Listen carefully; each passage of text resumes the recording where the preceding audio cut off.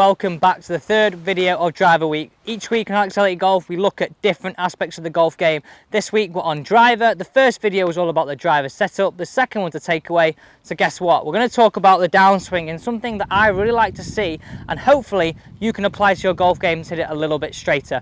So if you're new to the channel, don't forget to subscribe and also hit that bell button down below to not miss any of the content coming in the future. So today's video, like we said, is all about the downswing, and I want to concentrate on the swing from hip height on the downswing to hip height on the follow through. I want to firstly show you what I see in a lot of people. So a lot of the time I see people when they come for lessons that if we swing the top and come down now, we've got a position where the club head is slightly outside our hands, the lead wrist is a little bit cupped, causing this face to be open with a slightly out to in path, meaning we're going to hit that curvature a little bit off to the right. So I want to think about how we can create the opposite scenario to that, from hip height through to hip height. So if we categorize that as being here and here, as opposed to the opposite of that. And I want you to bear in mind two people, and these are the two people that I really think we can learn a lot from. Dustin Johnson, John Rahm, the complete opposite to that. A much stronger club face and holding on for the ride, that's the expression that I would use, as opposed to an open face that has to be saved.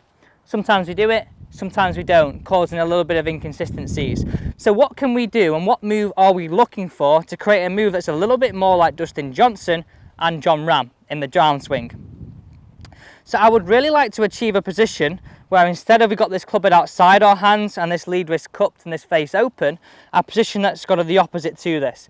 A club head that's slightly behind our hands and a wrist that feels slightly bowed. It's not going to be, but feeling as though our lead wrist is flat and our logo is down towards the ground. So you can see that that's a complete opposite scenario from here to here. We're trying to really achieve a position that looks like this, because from here now, we've got a lot of body rotation that's going to help us square the face, as opposed to having to rely on our arms and our body.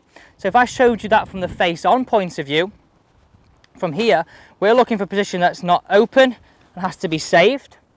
We're looking for a position that's much stronger, and then we can square it with the body rotation and the arms and the body working together. So ultimately, anytime we've got the bigger muscles helping us square the club face, and we can only do this with a strong club face, we're going to be in a position that's going to be a lot more consistent. Your John Rahm, Dustin Johnson, some of the best drivers of the golf ball, and this is really going to help you drive the golf ball better too.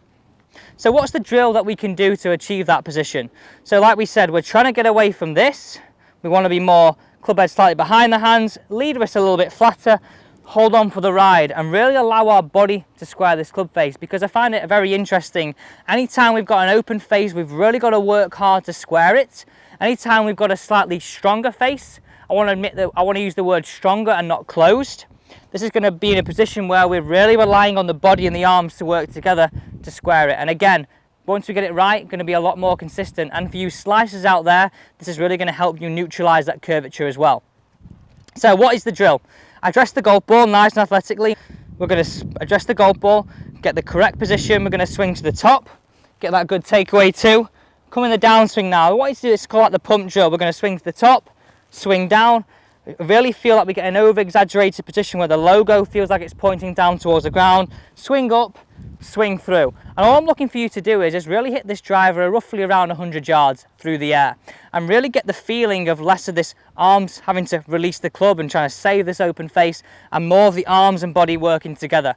So keep this in the forefront of your mind. To the top, down stronger, really relying on the arms and the body squaring the face, as opposed to an open face and having the arms work independently. So let's drill this one away and get the opposite scenario working for us. To the top, down to this position here, so last parallel, lead wrist feeling a little bit flatter to almost bowed, club head behind the hands, hold it on, release it through. Really feeling more athletic, not open and saved. Really feeling the opposite scenario. To the top, down, back, hold it through, and really feel like you're holding off that finish. And it'll feel a little bit strange, but we can afford to do that because the body's helping us square it, and we've got a stronger club face, whereas if we had an open club face and we did that, we're going to hit it off to the right. So that is my simple drill I want you to do with driver. That is really going to help you learn how we can create a stronger club face and get it working in our favour. I really believe that a lot of people can learn from a stronger club face, because it actually helps us hit better shots that are going to go straighter and further, as long as you do it correctly. I think a lot of people go wrong with driver because they have this face open a lot of the time. So learning to be the opposite scenario, we can definitely play some better golf. So really nice simple drill for you today, really learning that we want to be in a position at last parallel that doesn't look like this. Cup lead wrist, club head outside the hands to a position that looks a little bit more flatter wrist, club head slightly behind the hands, because this is really going to allow us to release this club with the arms and body working together and have a much stronger club face, as opposed to having to save an open club face. Thank you for watching. Don't forget to subscribe.